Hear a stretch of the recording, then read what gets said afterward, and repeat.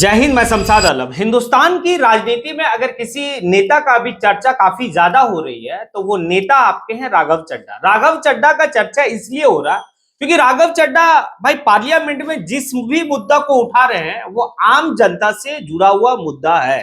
और भाई जब टेलीकॉम कंपनी का मुद्दा को वो उठाएं तो भाई सभी को एक बात लग रहा था कि भाई अब जो वर्तमान की सरकार है राघव चड्ढा को घेरना स्टार्ट कर देगी। और हुआ भी वही कि भाई राघव चड्ढा को सस्पेंड कर दिया गया। अब जब सस्पेंड हुआ है तो राघव चड्ढा के एक भावुक सा पोस्ट आता है कि अगर आम जनता का, आम आदमी का अगर मुद्दा उठाना गलत है तो भाई ऐसा गलती मैं बार बार करना पसंद करूंगा। हाँ, जिक्र अभी तो हो रहा है कि भाई राघव चड्ढा जिस भी मुद्दा को उठा रहे पार्लियामेंट में, भाई वो मुद्दा जो है ना कि काफी तार्किक मुद्दा हो रहा है, काफी विजनरी मुद्दा हो रहा है। आखिर किस मुद्दा से सरकार भागेगी? आखिर कब तक आप सस्पेंड करेंगे ऐसे नेताओं को जो नेता आम जनता और आम आदमी के लिए आवाज उठा रहे हैं? अब टेलीकॉम कंपनी का जब मुद्दा को उठाया गया, क्योंकि टेलीकॉम कंपनी जिसकी बात वो कर रहे थे भाई ये देश के प्रधानमंत्री का अच्छा खासा मित्र, और उस मित्र का भाई आलोचना मोदी जी नहीं सहेंगे ना, तो भाई लाजिम था कि राघव चड्ढा का सस्पेंड करना। टेलीकॉम कंपनी से उनकी सवाल थी राघव चड्ढा का कि टेलीकॉम कंपनी ये बताए कि भाई मोबाइल मेरा, सिम मेरा, भाई उसमें बैलेंस हम अपने पैसे से डालते हैं, ठीक है तुम्हारा आउटगोइंग नहीं जा रहा, लेकिन इनकमिंग क्यों नहीं है? आउटगोइंग नहीं जा रहा क्योंकि बैलेंस खत्म हो गया, ये समझ में आता है, लेकिन इनकमिंग क्यों रोक दिया जाता है? अगर ये क्या है, ये टेलीकॉम कंपनी का सर्विस है या फिर टेलीकॉम कंपनी का अपराध है? और कहा यह जाता है कि टेलीकॉम कंपनी का ये अपराध है। भाई इस मुद्दा को राघव चड्ढा जब उठाए तो लोग जो है कि भाई बात करने लगे कि राघव चड्ढा अब इसके ऊपर सामत आने वाली है, और सामत आ भी गई। सामत ये हुआ कि उन्हें सस्पेंड कर दिया गया। आगे जो राइट टू इलेक्ट और राइट टू रिकॉल का जो उन्होंने मुद्दा उठाया, एक बात समझिए ना भाई, राघव चड्ढा क्या कहे थे? जनता किसी भी नेता को भाई वोट देती है, चुनने का अधिकार है, चुन तो लिए, लेकिन एक बात समझिए कि अगर इस 5 साल के दरमियान में वो नेता जो वादा हमसे किया था चुनाव के वक्त में, और अगर वो वादा को पूरा नहीं करता तो फिर उस जनता के पास और कोई अधिकार है उस नेता को हटाने के लिए? नहीं है। तो कुछ ऐसे देश का उन्होंने उदाहरण दिया था जहां पर इस तरीके का है, और वो है राइट टू रिकॉल।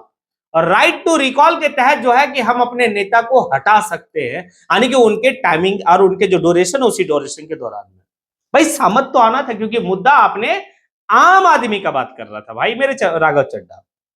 उसके बाद उन्होंने बैंकिंग से रिलेटेड जो है मुद्दा को उठाया। बैंकिंग से रिलेटेड मुद्दा को कि भाई बैंक में जो है कि अगर आपके खाते में अगर जो मिनिमम बैलेंस रखना है, यानी कि 3,000 रुपया, कोई बैंक ऐसा कहता है 3,000 रुपया आपको मिनिमम बैलेंस रखना है, और अगर आप 3,000 रुपया मिनिमम बैलेंस नहीं रखते हैं तो आपके बैंक में जो भी बचा कुचा 500 है वो भी जो है कि भाई बैंक आपका काट लेगी। अब एक बात बताइए, ये बैंकिंग का वर्किंग है या फिर अपराध है बैंक का?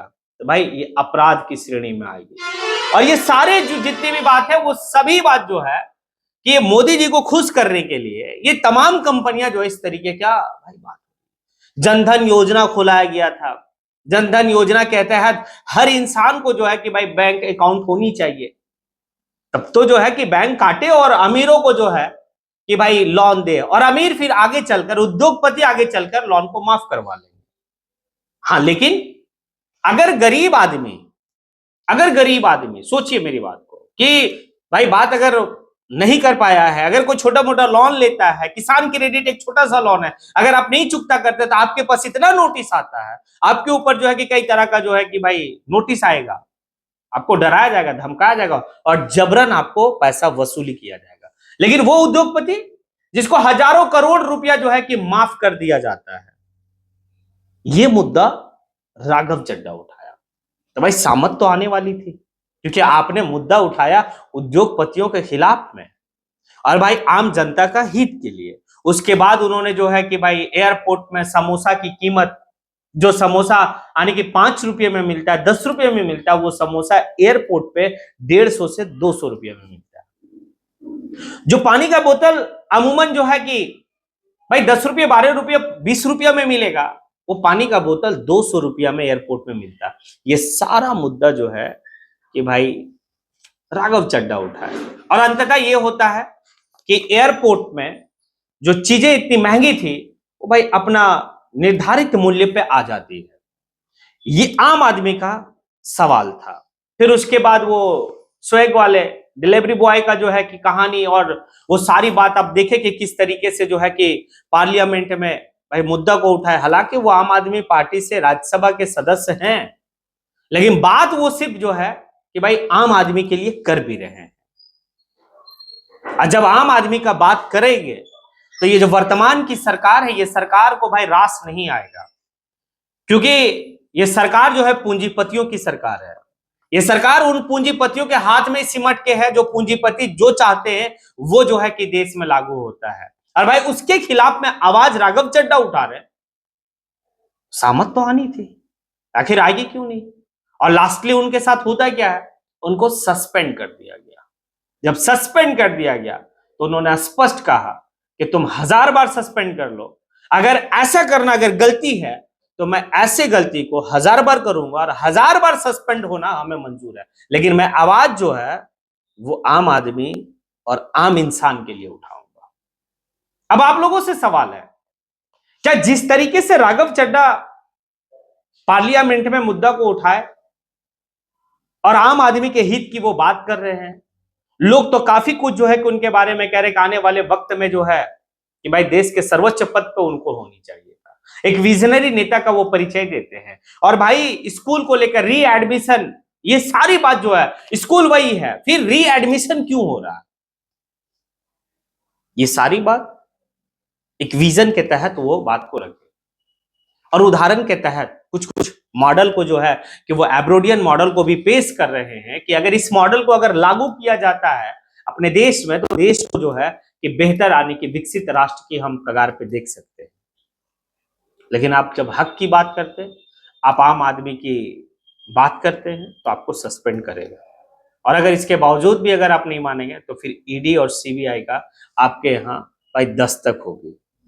लेकिन हमें लगता है कि राघव चड्ढा को ये सभी चीजों से फर्क पड़ने वाली नहीं है, क्योंकि राघव चड्ढा एक पढ़ा लिखा युवा जो है कि सांसद है, और ऐसे सांसद को होनी चाहिए, चाहे अपर सदन हो या लोअर सदन हो, चाहे राज्यसभा हो लोकसभा हो, ऐसे सरकार से सवाल पूछनी चाहिए।